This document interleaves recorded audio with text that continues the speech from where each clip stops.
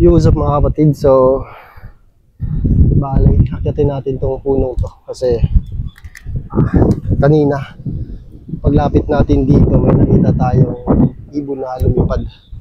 Medyo mahirap to mga kapatid. Tingnan nyo. Yan. Yan. Yan. Pupunta tayo doon. Yan, yung sangang yan. Yan yung pupuntahan natin ngayon. Kasi parang may nakita akong maitim sa mga sanga. Ay, parang may kumiki dito.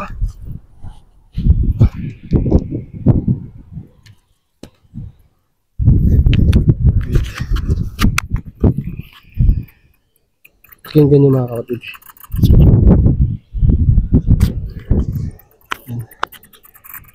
Pasok natin yung microphone. Pakinggan nyo yung tunog.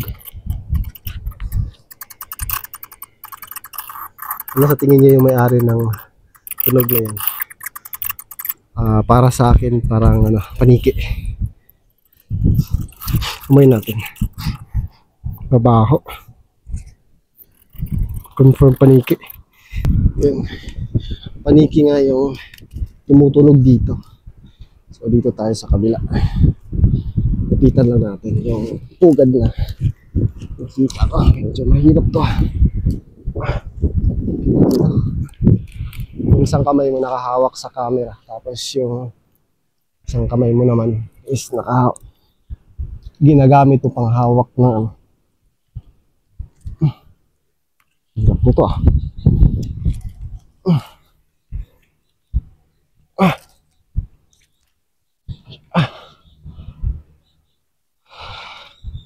Pag gusto, maraming paraan, di ba? Pag ayaw, naku! Kamuntik na tayo doon Nasagi natin yung patay na sanga. Yan. Sure natin yung hinawakan natin. Eto. Yan. Patay na kasi wala ng dahon. Kamuntik pa tayong mahulog. Buti na lang nakahawak tayo dun sa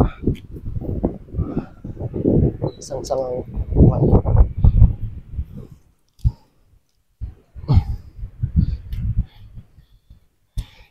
Tingnan niyo mga kapatid kung gaano kahirap yung upuan natin. Tingnan niyo. Yan. Yan yung inaapakan natin.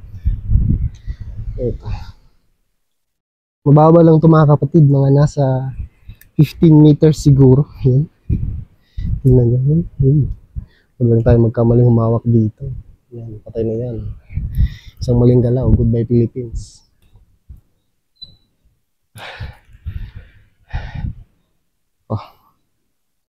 Parang nakakatakot to.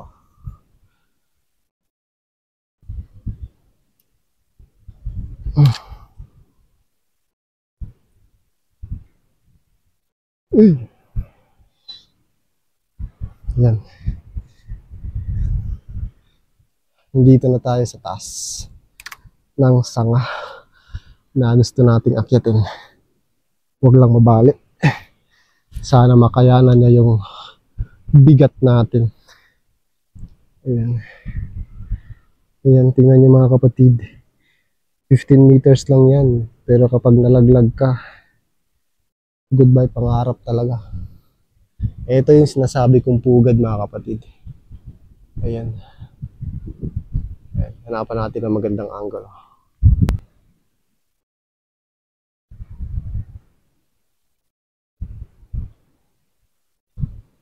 Yan, nakita nyo.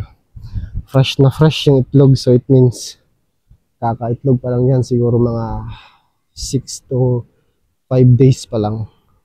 So estimate natin nasa mga around, so April 1 ngayon. April 1 siguro. Parang April 1. So mga April 15 siguro. Isa na yan. So ayun lang mga kapatid. Ibibigay tayo ng update nitong dalawang pugad na to sa mga April 15 siguro.